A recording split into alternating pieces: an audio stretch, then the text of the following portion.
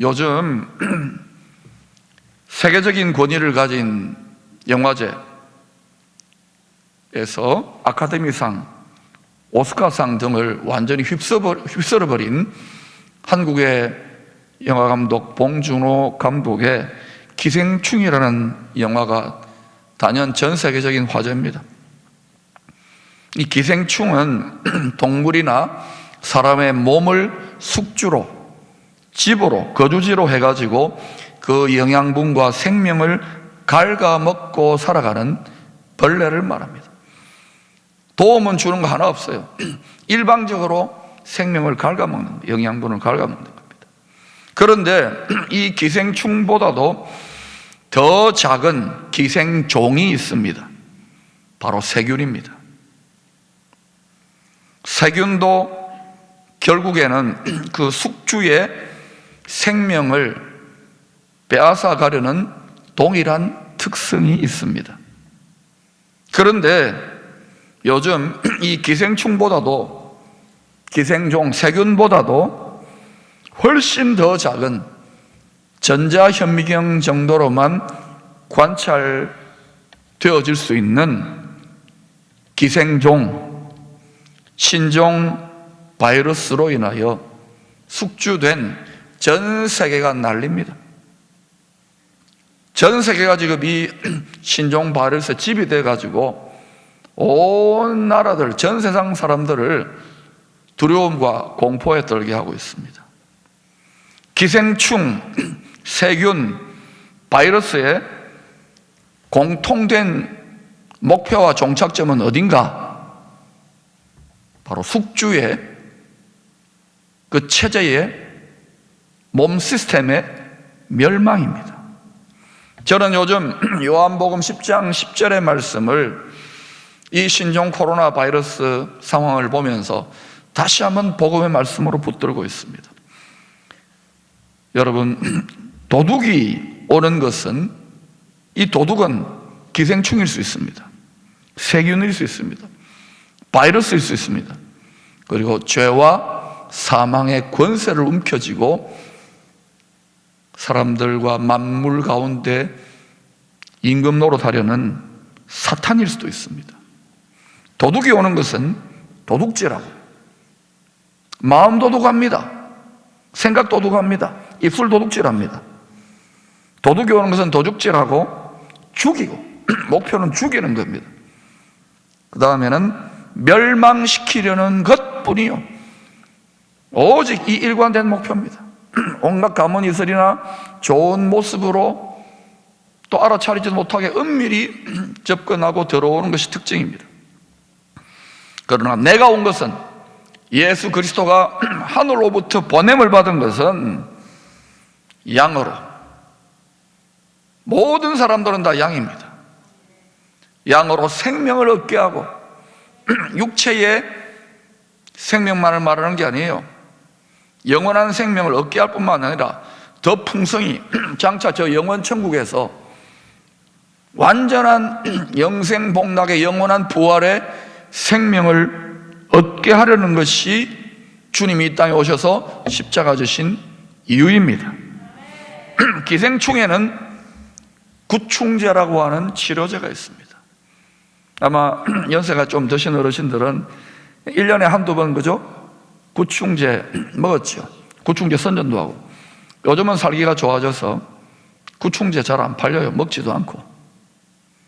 치료제가 있습니다. 기생충에는. 세균에는 살균제 또는 항생제, 항살균제가 있습니다. 그걸 개발하면 되잖아요. 이미 많은 살균제나 항생제가 개발되어 있습니다. 바이러스에는 항바이러스제 또는 백신을 만들어서 먹고 있고 맞고 있고, 또 이번 신종 코로나 바이러스도 개발이 되어질 것입니다. 이 치료제가. 그러나 병의 전염 속도에 비해서 이 백신 개발의 속도가 못 따라가죠. 뿐만 아니라 바이러스에는 두 종류가 있습니다. DNA 바이러스와 RNA 바이러스.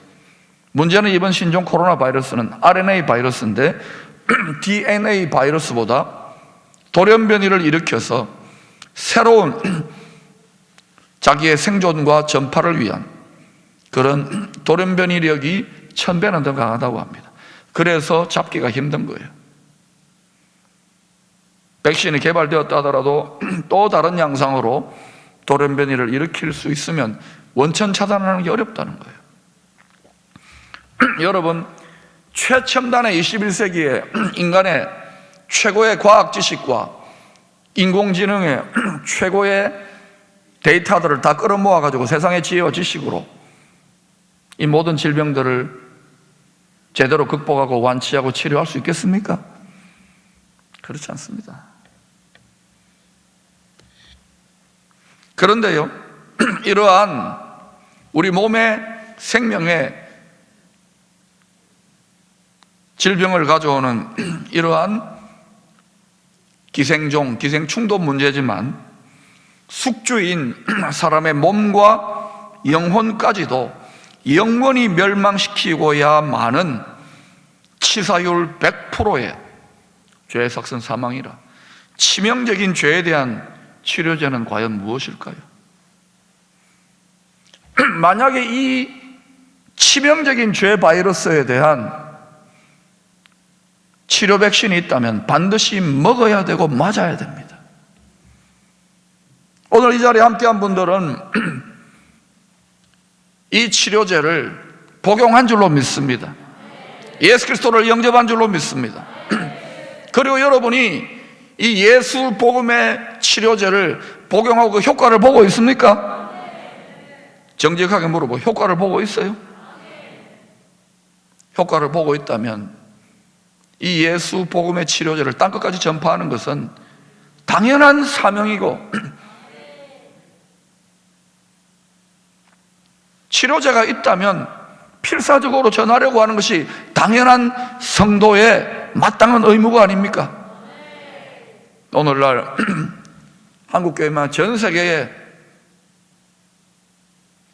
이 예수 백신을 주사 맞고 예수 치료제를 먹고 마셨는데도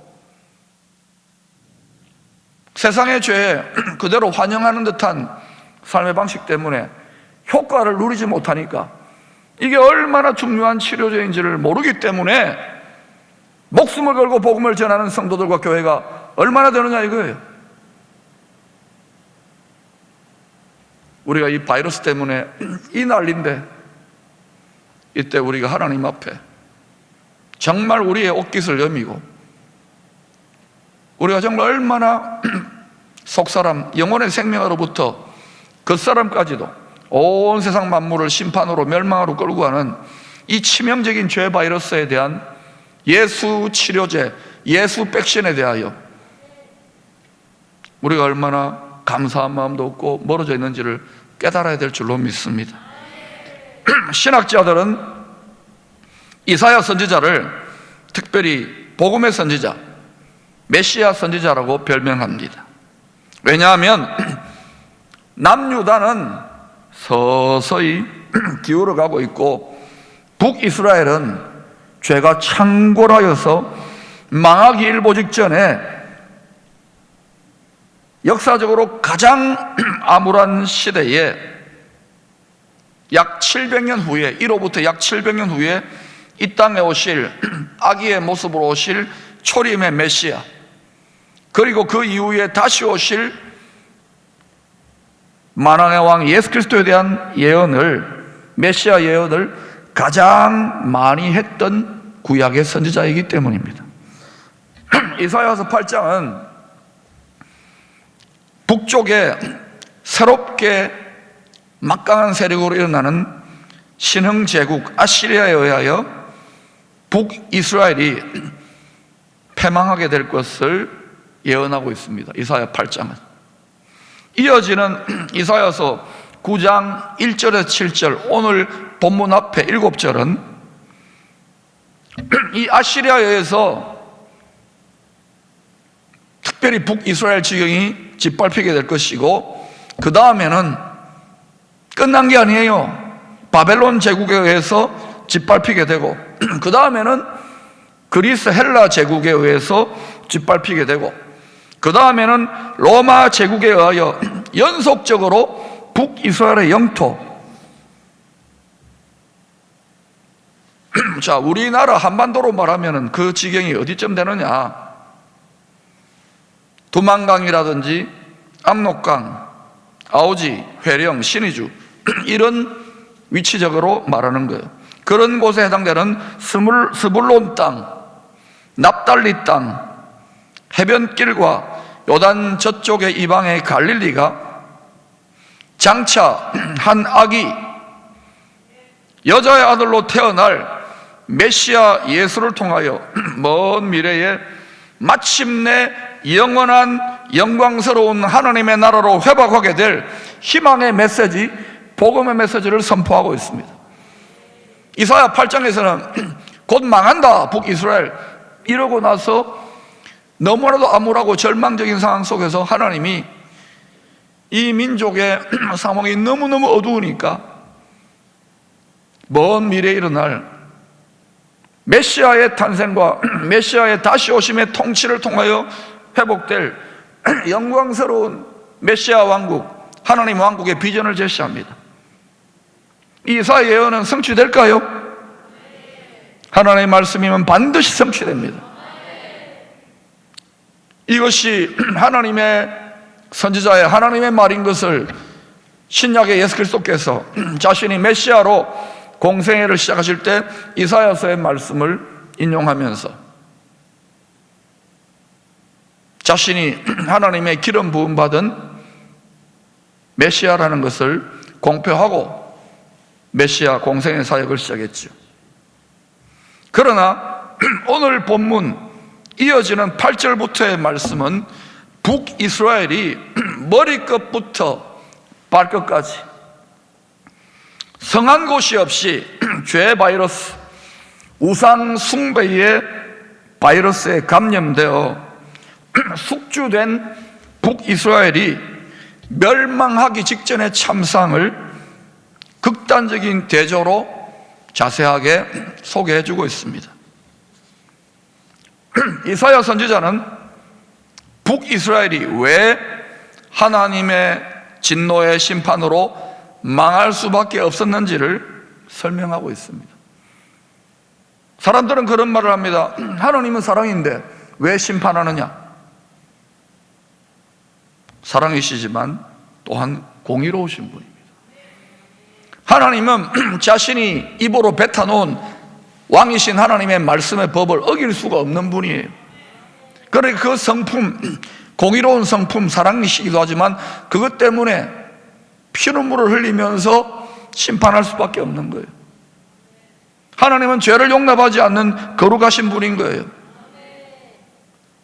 오늘날 이 시대에 성도들의 숫자가 바다의 모래알갱이처럼 많아졌다 하더라도 죄를 두려워할 줄 알아야 돼요. 코로나 바이러스보다 죄를 더 두려워해야 됩니다. 8절, 10절을 보면 북이스라엘 10지파, 북이스라엘 10지파로 나누어졌잖아요. 솔로몬 이후에. 남유다는 베냐민 지파와 유다 지파 두 지파로 나뉘어졌고, 북이스라엘 10지파의 대표 리더격인 에브라임 지파와 그리고 그 북이스라엘의 수도에 해당되는 사마리아의 사람들이 교만하고 완악하여져서 하나님이 징계하시고 심판하시는데, 하나님이 벽돌을 무너뜨리면 우리는 다듬은 돌로 세우고, 하나님이 뽕나무를 뽑으시면 우리는 백향목 나무를 다시 심어서 재건할 거라고 교만과 완악함으로 하나님의 징계를 멸시하고 무시하고 대적했어요. 요한계시록에도 이보다 더 큰 환란이 전 세계적으로 일어날 때에 끝까지 회개하지 않는 죄인된 사람들의 죄성이 나타나고 있다고 합니다. 그래서 하나님은 어쩔 수 없이 사랑이시지만 그 공의로운 성품대로 10절 13절에서 자신의 심판의 계획을 알려주십니다. 당시에 북이스라엘은 북쪽의 신흥 강대국인 아시리아를 견제하려고 원수였지만은 이제는 연맹을 맺어야 되겠다 그래서 아람의 왕 르신과 동맹을 체결합니다.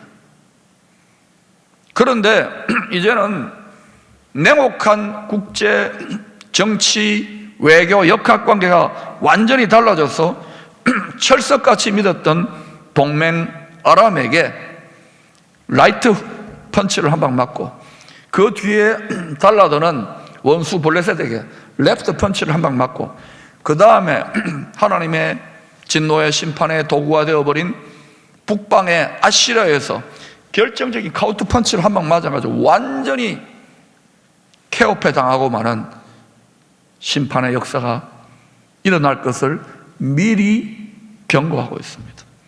미리 경고한다는 것은 돌이키면 이런 일이 안 일어날 수 있다. 하나님은 항상 어떤 일을 하시기 전에 선지자들을 보내서 일하세요. 미리 알려주세요. 오늘날도 마찬가지입니다, 여러분. 그런데 북이스라엘의 지도자들과 백성들은 끝까지 회개 아닙니다. 끝까지 갈 때까지 가는 거예요. 특별히 14절에는 북이스라엘이 어떤 식으로 끝까지 갈 때까지 갔느냐 그 상황을 아주 독특하게 표현합니다. 여러분 읽어보십시오. 시작. 그러므로 여호와께서 하루 사이에 이스라엘 중에서 머리와 꼬리 종려나무와 갈대를 끊으시리니. 머리와 꼬리는 위에 있는 지도자들을 말하고 꼬리는 발에 해당되는 백성들을 간사한 혀로 요망한 혀로 이끄는 그러한 거짓 선지자 조금 이따가 나옵니다. 또 종려나무는 굳건하게 서야 될 리더십을 말하고 갈대는 흔들리는 갈대를 말하는 거예요. 15절에 그 머리와 꼬리의 의미가 더 정확하게 나타납니다. 그 머리는 뭐라고요? 곧 장로와 존귀한 자요 그 꼬리는 거짓말을 가르치는 선지자라. 꼬리가 거짓말을 가르치는 선지자가 수족에 해당되는 백성들을 모든 백성들을 가문이슬로 유혹한다는 거예요. 주목해 볼 것은 꼬리입니다. 세상의 바람 따라 자기 이해관계를 따라 권력을 따라 요리조리 흔들리는 갈대와도 같이 살랑살랑 흔들거리는 여우 꼬리와도 같이 그 요망한 혀를 놀려가지고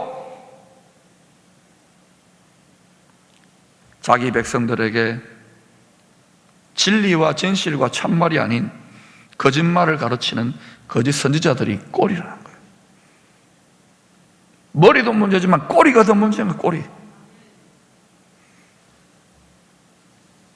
오늘날로 말하면 백성들에게 가짜 뉴스, 가짜 지식, 가짜 복음을 자기의 이해관계, 돈과 쾌락과 권력의 유익을 위하여 그렇게 행하는 자들이 있다면 그런 자들에 해당될 것입니다.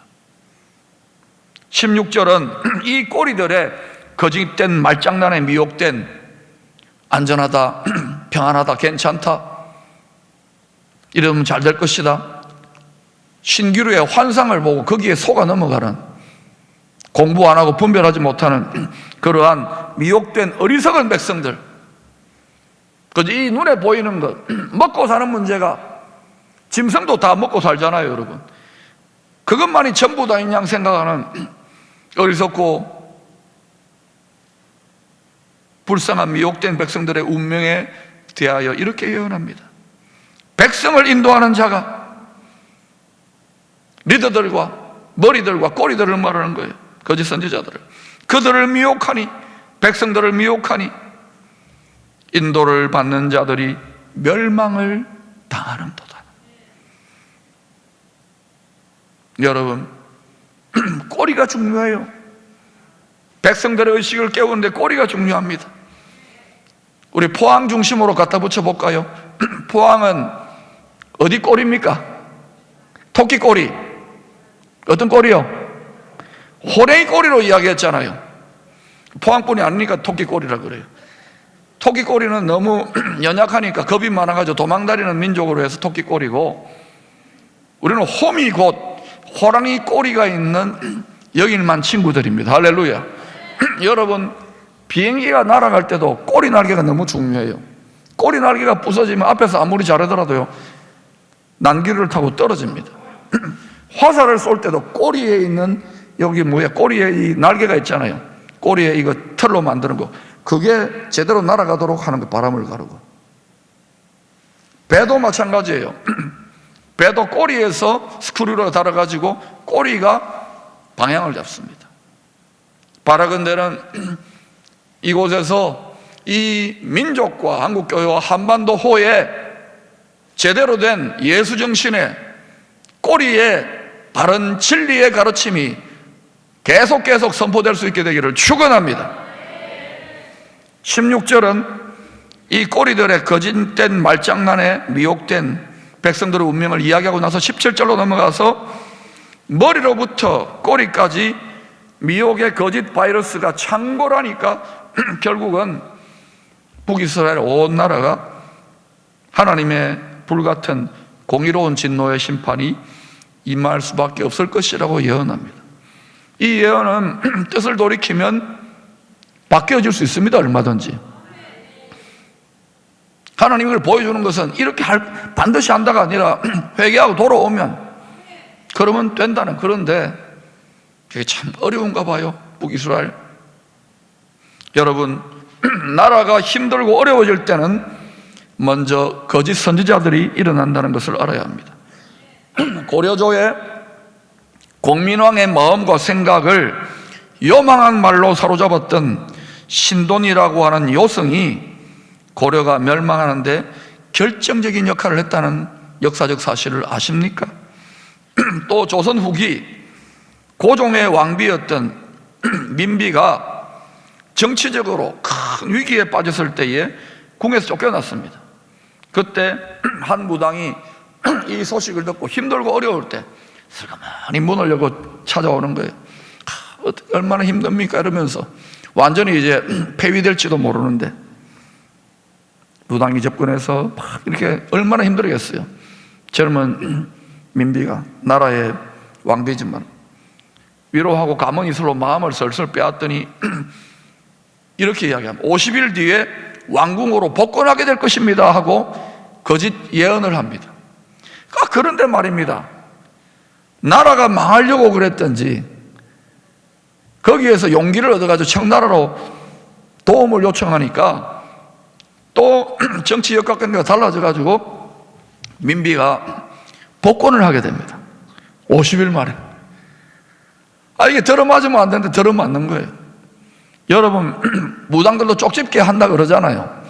뭔가 그들도 부분적이지만 뭔가 알아맞추니까 이제 정치 시즌이나 뭐 이렇게 되면은 재벌들이나 권력자들 거기 가서 비밀리에 여러분 용한 무당에 가서 점괘를 받아오고 예언을 받아오잖아요. 이런 일이 저 그리스에 가면 델피에 도시국가 신탁하는 델피의 그 신전에서 월계수 이파리를 씹어 먹으면서 유황 증기를 마시는 신녀들이요, 무당들이 막 일종의 신탁의 예언을 하는, 델피의 신탁이 유명합니다. 거기 가보면 어마어마한 재물들을 가지고 거기 와서 그거 받아가려고. 그 배우의 역사는 영은 어떤 영일까요? 그런데 이때부터 어때요? 민비가 이 50일 만에 복권은 정말 신령한 분이구나, 정말 참 선지자, 참 예언자구나, 용한 분이구나, 쪽집게구나, 이렇게 되어서 완전히 마음을 빼앗깁니다. 이 구미호에게 자기 남편 고종에게 얼마나 바가지를 끌게 되는지 진령군이라고 하는, 군은 여러분 왕족에게 내리는 호칭입니다. 이 무당에게 왕족의 호칭, 진령군 호칭을 내립니다. 그리고는 자신의 개인 힘든 스트레스라든지 또 어려움이라든지 또 모든 가정사, 국사를 다 이 진령군하고 나누는 거예요. 그러니까 이 여인이 왕비의 마음을 훔칩니다. 왕비는 또 어때요? 왕을 사실은 이렇게 좌지우지할 수 있는 그런 위치에 있었던 것 같아요. 그러니까 왕과 왕비의 마음을 움직여가지고 온 나라를 쥐락펴락하니까 당시에 권문세족들이요, 의남매를 맺자, 어머니를 맺자 거기 와서 줄을 대는 거예요. 인사권까지 가지게 됩니다. 한마디로 말해서 거짓의 영이 온 나라를 흥왕하여 세력을 얻도록 판이 깔려버린 것입니다. 1882년부터 1894년 12년 동안 열강의 제국들에 둘러싸여 가지고 한반도가 풍전등화의 위기에 어디로 가야 될지 모를 때에 이 요망한 무당의 말장난에 놀아나가지고요, 나라가 더 빨리 망하는 데에 기여를 하고 말한 거예요. 한 가지 예만 살펴볼까요? 민비와 고종의 아들 세자가 하필이면 또 이러한 때에 중한 병을 얻습니다. 병이 점점 깊어지니까 질병굴이 났습니다. 금강산에서 천지신명님께 정성을 다한 큰 굿판을 벌이면 낫는다고 했습니다. 그러자 이 거짓에 미혹된 왕과 왕비는 아들 살려보겠다는 일념으로 금강산 12,000봉우리, 금강산 찾아가자 12,000봉 아닙니까? 12,000봉우리마다 쌀 한 섬, 돈 1,000냥, 무명 한 필. 그러면 얼마예요? 쌀이 12,000섬. 이거 놀라지도 않네요. 당시에 조선 말에 돈 12,000냥, 무명 12,000필이 금강산 12,000봉에 아마 전국의 무당들이 다 모였겠지요. 권문 세도가들 다 모였겠지요. 세기의 큰 구판이 벌어지면서 엄청난 국고가 탕진되는데 이 엄청난 재물들이 누구의 호주머니에 들어갔겠어요?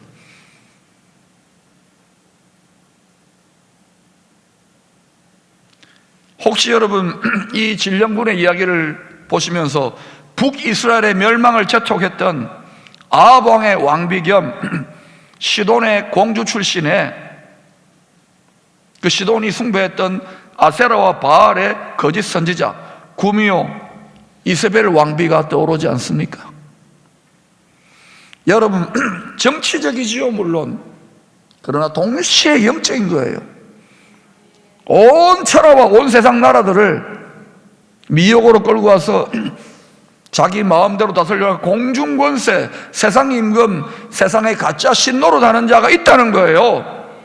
하늘에 주적이 있다고요. 이 주적과 싸울 수 있는 사람은 예수의 영, 하나님의 영을 받은 거룩한 그리스도의 군사들밖에 없어요. 이겨야 되는 거예요. 여러분, 신종 코로나 바이러스 19가 자칫 팬데믹 대유행으로 벌어질 수도 있는 아슬아슬한 위기의 상황입니다. 이미 요 한 하루 이틀 전부터 이제는 하루에 100명 이상씩 확진 환자가 늘어나고 동선 추적이 일어난다고 그러나요? 사실상 거의 이제는 동선 추적도 무의미한 상태에 접어들어가고 있는 거 아닌가? 대구시장님이 그런 말씀하셨어요. 그런데도 위기의식이 다 다릅니다. 이렇게 설교하는 목사가 여러분에게 위기의식과 불안감을 고조시키려고 하는 게 아니라 평안하다, 안전하다, 괜찮다 하기에는 여러분의 육신의 생명이 달려 있습니다. 여러분의 소중한 가족의 생명이 달려 있습니다. 오늘도 우리 당회는 굉장히 고민을 많이 했어요. 앞으로 추이를 지켜보면서 계속 추가적인 광고를 할 겁니다. 그런데 여러분, 20세기에 러시아에 이어서 러시아 소비에트 공산사회주의 공화국 스탈린 체제에서 전 세계 어마어마한 일들이 일어났잖아요. 이미 그거는 아니라고, 빨간 사상은 아니라고 되어졌는데도 돌연변이를, 변종을 일으킨 거 아닌지 모르겠어요. 핑크빛으로. 이제는 21세기에 사회주의 종주국으로, 패권국으로 우뚝 서려고 했던 14억 인구를 가진 중국, 하필 왜 거기에 또 이 전염병이 옵니까? 이것은 전 세계의 의료 문제만이 아닌 정치, 경제, 사회, 문화, 학술 모든 영역, 전 영역이 다 연결되어 있어요. 엄청난 충격파에 도미노의 연쇄 반응을 일으키게 될 것입니다. 이미 일어나고 있어요. 이러한 때에 마스크를 잘 끼고 손 잘 씻고 건강을 잘 지키고 당국자들은 곧 잡힐 것입니다. 곧 괜찮아질 것입니다.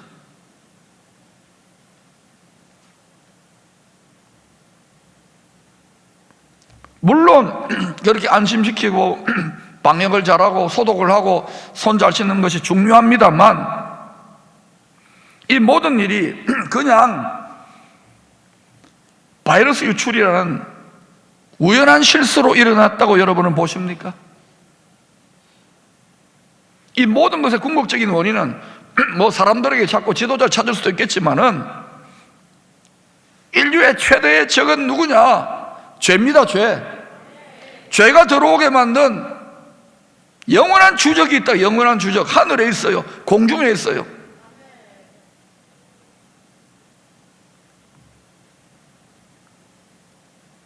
이제는 성경 말씀이 실시간으로 이루어지는 시대에 저는 들어와 있다고 생각해요.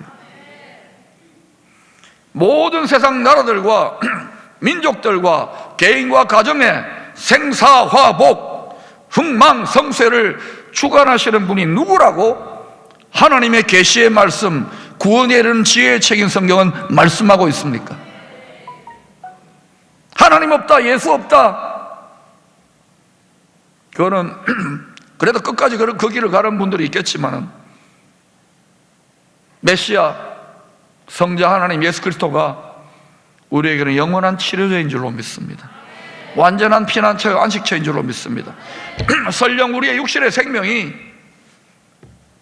죽는다 하더라도 영혼의 생명을 간직하고 있으면 우리는 장차 부활의 새 몸 또한 덧입어 영원한 천국의 소망에 나아가게 될 것입니다. 여러분, 이것이 이 고달픈 시대에 여러분이 주는 아편입니까? 아편을 먹고 여러분 정신 나갑니까? 아니잖아요. 신앙은 현실 도피가 아니에요. 현실을 매우 냉철하게 직시해야 되는 거예요. 이 설교를 듣고 여러분 또다시 이 힘든 시대에 먹고 살아야 되고 자녀들 키워야 되고 가게도 운영해야 되고 사업도 꾸려가야 됩니다. 그나마 주신 것까지도 정신 못 차리면 더 힘든 일도 일어날 수 있습니다. 농담으로 여기지 마지 않았으면 좋겠어요. 역대하 7장 13, 14절은 솔로몬 왕이 성전 봉헌식을 할 때에 하나님의 영광의 왕의 묵직한 쉐키나의 묵직한 임재가 압도적으로 임하니까 제사장들이 성전에 서 있을 수 없어요. 그때에 솔로몬이 그 왕인데 세계의 강대국의 왕이 되었는데 하나님 앞에 납작 엎드려가지고 하나님 스스로 낮추어 겸비하여 진실된 기도를 드립니다. 그때 하나님이 이 약속의 말씀을 주셔요. 오늘 이것을 여러분 붙들 수 있기를 축원합니다. 같이 읽어볼까요? 시작. 혹 내가 하늘을 닫고 비를 내리고 혹 메뚜기들에게 토산을 먹게 하거나 혹 전염병이 내 백성 가운데 유행하게 할 때에 내 이름으로 일컫는 내 백성이 그들의 악한 길에서 떠나 스스로 낮추고 기도하여 내 얼굴을 찾으면 내가 하늘에서 듣고 그들의 죄악을 사하고 그들의 땅을 고칠지라. 그들의 죄를 사하고 그들의 땅을 고칠지라. 여러분, 이 바이러스 잡으면 문제가 사라집니까? 동아프리카에서 수억 수십억 마리의 사막 메뚜기 떼가 아프리카를 초토화하고 하루에 120km를 날아다닙니다. 이 어마어마한 메뚜기 떼가 이미 인도에 상륙을 해서 갉아먹기 시작했고 이제는 중국 접견 지역인 파키스탄과 티벳에까지 왔고 이 엎친의 덮친격으로 또 이 메뚜기 떼가 들이닥칩니다. 우리 그동안 예사로 사 먹었던 쌀, 물, 라면 이게 당연하다고 생각하면 안 돼요. 물론 하나님이 또 넘어가게 하고 노아의 때까지 먹고 마시고 일하고 시집장가 가고 스포츠 보고 올림픽 보고 하겠지만 깨어 있어야 됩니다. 세상에 마음 다 뺏기면 안 돼요. 우리 아들 좋은 대학 가고 직장 취직하고 이것만이 전부다가 아니에요. 살 길이 뭐냐고요? 혹 내가 하늘을 닫고 비를 내리지 아니하거나, 아직 비는 내리잖아요. 혹 메뚜기 그러게, 전 세계적으로 지금 메뚜기가 창궐합니다. 아직 이게 핵심 이슈는 아니지만 호주에서는 어마어마한 산불이 지금도 타고 있고 5억 마리 이상의 짐승들이 죽었습니다. 메뚜기들에게 토산을 먹게 하거나 전염병이 내 백성 가운데 유행하게 할 때에 내 이름으로 일컫는 내 백성, 저와 여러분은 예수 그리스도로 이름으로 일컫는 크리스찬입니다. 내 이름으로 일컫는 내 백성이 그들의 악한 길에서 떠나 만물이 탄식하며 하나님의 자녀다운 자녀들이 나타나기를 기다리고 있다고 탄식하며 로마서 8장에 못 박고 있잖아요. 하나님의 자녀는 되었고 왕같은 제사장은 되었지만 우리가 우리의 마음을 지키고 있습니까? 우리의 머리의 생각을 지키고 있습니까? 마음과 생각에 가득한 것을 입으로 내뱉는 왕같은 제사장으로 창조된 존재입니다. 창세기 1장 18절을 보면 땅이 혼돈하고 공허하고 어둠이 깊은 이 세상에 하나님의 자녀들로 인생을 창조하셔서 왕같은 자녀들로 인간을 창조하셔서 그 마음에 하나님의 영을 따라 하나님 주시는 생각과 하나님의 말을 하도록, 복음을 전하도록, 그래 다스리고 정복하여 땅에 충만하게 하려는 것이 하나님의 창세기 1장 28절의 목표인데, 오늘날 예수를 믿는 거룩한 성도들과 거룩한 하나님의 군대, 여호와의 군대, 그리스도의 군대 된 성도들이 정결한 그리스도의 신부로 우리의 마음을 지키지 아니하고 세상과 바람나고 악하고 음란한 영에 휘둘리고 있는 건 아닙니까? 죄 바이러스에 우리 마음이 다 감염된 거 아니에요? 마음을 지켜야 될 줄로 믿습니다. 영원한 생명과 만복이 여기에서 오는 거예요.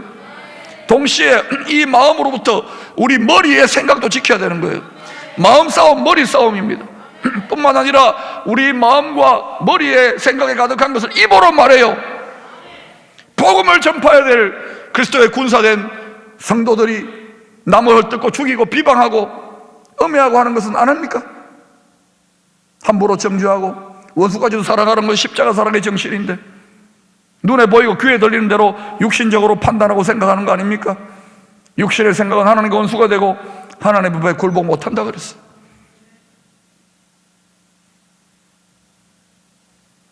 요즘 같은 시대에 저나 여러분이나 피장파장입니다. 우리 자신의, 우리 가족의, 또 성도들과 백성들의 안위가 걱정됩니다. 우리의 마음과 생각도 근심과 두려움으로 가득 차기 쉽습니다. 그러나 성도는 죄로 가득한 땅을 정복하며 다스리며 살아가는 하나님의 마음, 하나님의 생각, 하나님 아버지께서 전하시는 축복과 복음의 말을 전하며 살도록, 정복하며 다스리며 살도록 피조된 존재입니다. 그 훈련을 받고 있는 거예요. 장차 완전히 회복된 영원 천국에서 주와 함께 왕노릇하게 될 때까지 제 왕같은 제사장의 훈련을 하고 있는 것입니다. 신천지 이단 집단이 이걸 일으켰다, 중그룹 넘어왔다, 이거 탓하기 전에, 또 방역당국과 지도자들이 잘못해서 이거 탓하기 전에 내 이름을 일컫는 내 백성, 우리 자신이, 교회가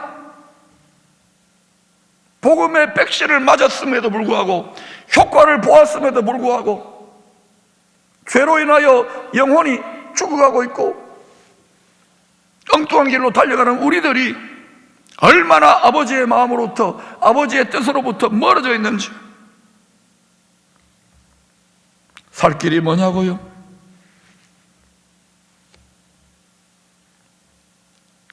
우리의 마음과 생각과 말을 따라 우리가 어떻게 말하느냐에 따라서 하나님은 그 말을 듣고 그 말한 대로 입술의 열매를 짓는 구원자 하나님, 여호와 하나님이십니다. 그러므로 말 잘해야 돼요. 지금 죽는다, 망한다, 다 망한다 이런 소리 하면 안 돼요. 반드시 하나님은 살 길을 여시고 구원의 길을 여시는 좋으신 하나님입니다. 복 주시기를 원하시는 하나님입니다. 온 세상이 크게 요동하는 이런 때일수록 사랑하는 성도 여러분, 두려움과 염려에 흔들리지 말고 웬만큼 소식 듣고 난 다음에는 하나님의 말씀을 묵상하세요. 특별히 시편 91편의 말씀을 추천합니다. 그 외에도 수많은 약속의 말씀들이 있습니다. 이거는 종교적인 옛날에 캐캐 묵은 경전이 아니에요. 전능하신 하나님의 약속의 말씀의 능력입니다. 이 세상이 사라져도 여호와 하나님의 입술에 말씀으로 쓰여진 이 말씀은 영원까지 이어지는 거예요. 저는 이것이 진리인 것을 믿습니다. 이렇게 요동할 때 우리는 말씀에 우리의 마음을 묶어야 됩니다. 만세반석 예수님께 말씀을 묶어야 됩니다. 그리하여 요동하지 말고 굳센 믿음, 흔들리지 않는 견고한 믿음으로 우리가 낮추어 회개하며 하나님의 뜻을 깨닫고 하나님의 도우심과 보호하심을 구할 때에 하나님이 속히 이 땅을 고치실 줄로 믿습니다. 동시에 이 땅을 고치시는 것으로 끝나면 안 돼요. 우리에게는 고린도전서 9장 14절의 말씀을 따라 예수 치료제를 딴 것까지 모든 민족에게 모든 대가를 지불하고서라도 전파해야 되는 복음의 사명을 가지고 있습니다. 이 사명에 각자 믿음의 분량대로 충성하게 될 때에 고린도전서 9장 14절의 말씀대로 복음을 전하는 자들은 복음으로 말미암아 살리라. 여러분의 영, 혼, 육, 개인, 가정, 교회, 나라, 도시, 이 복음을 위하여 믿음의 선한 싸움을 싸우는 교회와 도성과 나라와 민족에게 하나님은 만물의 주도권을 맡기실지 누가 알겠습니까? 이 은총 가운데로 이 위기의 때에 사랑하는 모든 성도 여러분 나아갈 수 있게 되기를 축원합니다.